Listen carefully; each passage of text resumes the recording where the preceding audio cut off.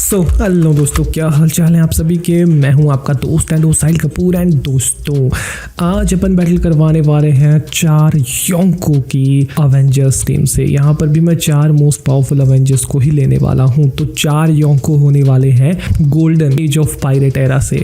बिल्कुल सही पकड़े हैं।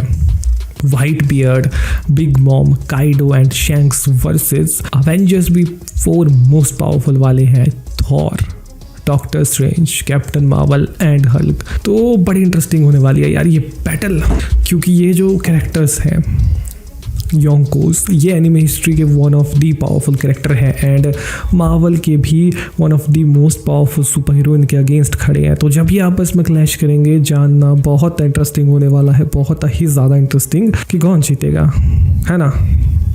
जब ताकत, हाकी, मैजिक और रॉ फिजिकल फोर्सेस आपस में टकराएंगी तो अंत तक कौन टिकेगा, ये हम जानेंगे आज। तो चलिए शुरू करते हैं फिर बिना किसी देरी के। हमारी पहली बैटल है स्ट्रॉन्ग मैन। जी, अपनी पहली बैटल है strongest man in the world of One Piece, prime Whitebeard versus god of thunder Thor के बीच में। सबसे पहले इनके वेपन्स की टकरार को देख लेते हैं। जब व्हाइट बियर्ड की सुप्रीम ग्रेड की स्वॉर्ड यानी कि मुरोकामोगिरी थॉर के स्टोम ब्रेकर से टकराएगी तो फिजिकली दोनों वेपन टच नहीं कर पाएंगे। व्हाइट बियर्ड उसने अपने एडवांस कॉन्क्रास हाकी और गोरो गोरो नोमी की वाइब्रेशन पावर्स मिक्स कर व्हाइट बियर्ड अपने वेपन में यानी अपनी तलवार में एडवांस कॉन्क्रास हाकी और गोरो गोरो नोमी की वाइब्रेशन पावर्स मिक्स कर देगा।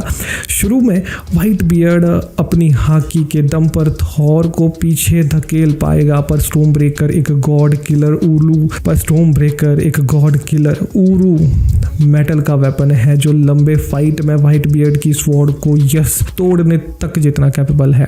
अब आती है बारी पावर्स की। व्हाइट बियर्ड अपने ऑब्जर्वेशन हाकी से थॉर के आसमान से गिरने वाली लाइटनिंग को पहले ही देखकर डॉज कर सकता है, लेकिन थॉर एक सिंगल स्ट्राइक नहीं मारता है। वो पूरे एरिया को लाइटनिंग स्ट्रोम से कवर कर देता है। व्हाइट बियर्ड उड़ नहीं सकता, इसीलिए उसे यहाँ पर AOE यानी एरिया ऑफ इफेक्ट अटैक का डैमेज झेलना ही पड़ेगा। वो बच ही नहीं पाएगा। उसकी हाकी उसे बता देगी कि अटैक यहाँ आएगा, बट उसे डॉज करने के लिए जगह ही नहीं मिलेगी, तो उसे वो खुद पे सहने ही पड़ेगी अटैक। पहले अटैक्स को वो सह लेगा, बट कितनों को ही सह पाएगा, कितनी स्ट्राइक को वो खुद पे झेल पाएगा, वो भी खुद गॉड ऑफ थंडर की।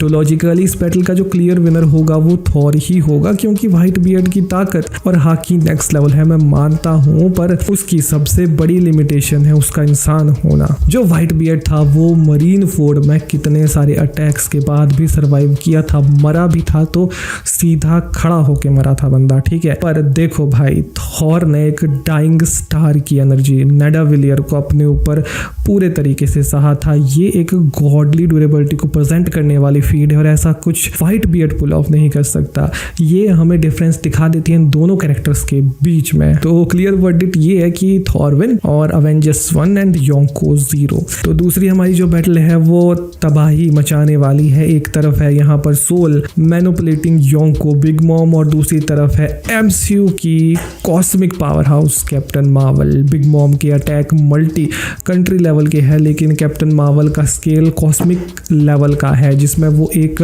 पूरे स्टार को अपनी एनर्जी से वापस जिंदा करने वाली फीड्स तक को होल्ड करती है। इस बैटल में बिग मॉम का सबसे बड़ा ट्रम्प कार्ड होने वाला है उसका सोल फोकस मूव। अगर ओपोनेंट डरता है तो बिग मॉम उसकी आत्मा ही निकाल सकती है, पर क्या कैरल डेनवास जो MCU में थैनोस और क्री एम्पायर जैसे खतरों से लड़ चुकी है, उन्हें तबाह कर चुकी है, उसके अंदर डर का नामो निशान भी है नहीं। इसीलिए बिग मॉम का सोल फोकस कैरल पर 0% घंटा काम नहीं करने वाला है। अब बात करते हैं बिग मॉम के एलिमेंट होमीज, यानी कि उसके जो चड्डी बड़ी दोस्त हैं, जैसे ज़्यूस हो गया, प्रोमेथियस हो गया और हेरा हो गया। ये जब बिग मॉम इनसे आग और बिजली बरसाएगी तो उल्टा ये कैरल को फ़ायदा ही पहुंचाएंगे, क्योंकि captain Marvel cosmic energy generate करती है जो एनर्जी को एब्जॉर्ब करती है। बिग मॉम के सारे अटैक्स कैरल को और ज़्यादा सुपरचार्ज ही करेंगे। क्लियरली अगर मैं कहूँ इस वन साइडेड मैच की विनर कैप्टन मार्वल ही होने वाली है। बिग मॉम बहुत ज़्यादा पावरफुल है, ठीक है, उनकी ड्यूरेबिलिटी भी नेक्स्ट लेवल की है, पर कैरल की लाइट स्पीड, कॉस्मिक स्ट्राइक और प्लैनेट लेवल पोटेंशियल के आगे वो कुछ खासा नहीं कर सकती। जब उनके ऊपर लगातार फोटोन ब्लास्टर्स करेगी कैरल और वो अपने बाइनरी फॉर्म में जाएगी, तब वो जेन्युइनली बिग मॉम को डिफीट कर सकती है। तो यहाँ पर अवेंजर्स के पास 2 पॉइंट है और योंको के पास 0। नाउ थर्ड बैटल होने वाली है काइडो वर्सेस हल्क के बीच में। जी हाँ, तीसरी ही बैटल यहाँ प्योरली ब्रूटल फोर्सेस की होने वाली है। हल्क प्योर रेंज और काइनेटिक एनर्जी पर निर्भर करता है, पर काइडो के पास फिजिकल फोर्सेस के साथ साथ हाकी का डेडली कॉम्बिनेशन है। ये फाइट एक तरफा होने वाली है, चाहे चलिए समझते हैं ऐसा क्यों है। हल्क की स्पीड सुपरसोनिक है, पर काइडो मैसिवली हाइपरसोनिक है।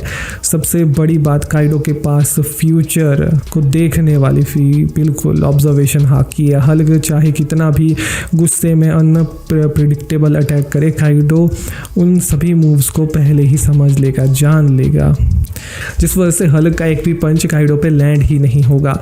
अब डैमेज की बात करते हैं। हल्क एमसीयू में बहुत ड्यूरेबल है, पर काइडो के हसाई काई यानी उसके पास जो वेपन होता है उस पे एडवांस कॉन्क्रास हाकी कोटेड होती है। ये हाकी हल्क की सख्त स्किन के बाहर भले ही शायद डैमेज ना कर पाए, लेकिन उसके इंटरनल ऑर्गन को हार्म ज़रूर कर सकती है। हल्क की हीलिंग फोर्स इस लार्ज इंटरनल डैमेज को हील करने में टाइम तो लेगी भाई, ये ऑब्वियसली बात है। और अगर काइडो अपना बोलो ब्रेथ यूज़ करता है जो माउंटेन वेपोराइज कर देता है, तो हल्क उसे झेल नहीं पाएगा इस हाल में, क्योंकि हल्क को एक्सट्रीमली कॉस्मिक थर्मल एनर्जी से परमानेंट डैमेज होता है। तो इस बैटल का वर्डिक्ट यहाँ पर ये निकल कर आता है कि काइडो विन करता है। ये अवेंजर्स के लिए एक मैसिव रियलिटी चेक है। काइडो आउट स्पीड और आउट डैमेज काइडो यहाँ पर क्लियरली नॉकआउट कर देता है हल्क को एक सिंगल मैक्स रोलिंग। तो यहाँ पर अवेंजर्स के पास अब 2 पॉइंट है, पर योंको के पास भी 1 पॉइंट आ चुका है। नाउ अब फोर्थ बैटल पे आते हैं, जो red hair Shanks versus doctor strange के बीच में होने वाली है। तो हाकी गॉड रेड हेयर्ड शैंक्स जब master of mystic art doctor strange से बैटल करेगा तो मज़ा ज़रूर आएगा देखने में। पर ये बैटल काफ़ी ज़्यादा डिफरेंट और इंटरेस्टिंग होने वाली है। शैंक्स के पास तगड़ी एडवांटेज यहाँ पर है उसकी ऑब्जर्वेशन हाकी की, क्योंकि वो फ्यूचर को बहुत सही तरीके से प्रिडिक्ट कर सकता है। वो डॉक्टर स्ट्रेंज के स्पेल कास्ट करने से पहले ही जान जाएगा वो कौन सा स्पेल कास्ट कर रहे हैं। लेकिन एमसीयू प्राइम स्ट्रेंज के पास मैजिकल हैक्स हैं जो फिजिकल रेल्म के लॉज से परे हैं। अगर स्ट्रेंज टाइम स्टोन का यूज़ ही कर दे मान लो बैटल में, तो फिर टाइम फ्रीज हो जाएगा। शैंक्स चाहे फ्यूचर देख भी ले, लेकिन अगर टाइम ही रुक जाएगा तो वो देखेगा क्या? ऐसे में तो वो भी शायद मूव ना कर पाए। बट हम क्या एडवांटेज डॉक्टर स्ट्रेंज को नहीं देख सकते, क्योंकि करंटली एमसीयू में सारे स्टोन डिस्ट्रॉय हो चुके हैं ऑफिशियल टेक्निकली, और ये एक एक्सटर्नल वेपन है, इसको हम बैटल में यहाँ काउंट नहीं करने वाले हैं। पर फिर भी अगर ये चीज़ काम नहीं करती, अगर इसको साइड भी कर दे, तो भी डॉक्टर स्ट्रेंज के पास मिरर डायमेंशन है। स्ट्रेंज बस एक पोर्टल खोल कर पूरे बैटलफील्ड को मिरर डायमेंशन में फ्लिप कर देंगे। वन पीस यूनिवर्स में डायमेंशन ट्रैवल करने जैसा कोई लॉजिक कॉन्सेप्ट ही नहीं है, इसीलिए शैंक्स वहाँ पर हमेशा फंसा रहेगा। वो उस जगह से तो बाहर नहीं आ पाएगा, वो कितना भी ताकतवर क्यों ना हो। तो इसका वर्डिक्ट इतना ही है इस बैटल का कि डॉक्टर स्ट्रेंज अगर फाइट स्टार्ट होते ही यहाँ पर डायमेंशन को मैनिपुलेट करने लग जाए, तो शैंक्स अपने गॉड लेवल हाकी और स्पीड के बावजूद कुछ नहीं कर पाएगा, क्योंकि फिजिकल स्ट्रेंथ डायमेंशन तोड़ नहीं सकती। तो इन दी एंड अगर अपन देखें तो एवेंजर्स के पास 3 पॉइंट है भाई, योंको के पास 1 ही पॉइंट है। तो क्लियरली यहाँ एवेंजर्स विन करते हैं। बाकी तो भाई आपका ओपिनियन क्या है कमेंट बॉक्स में बताना।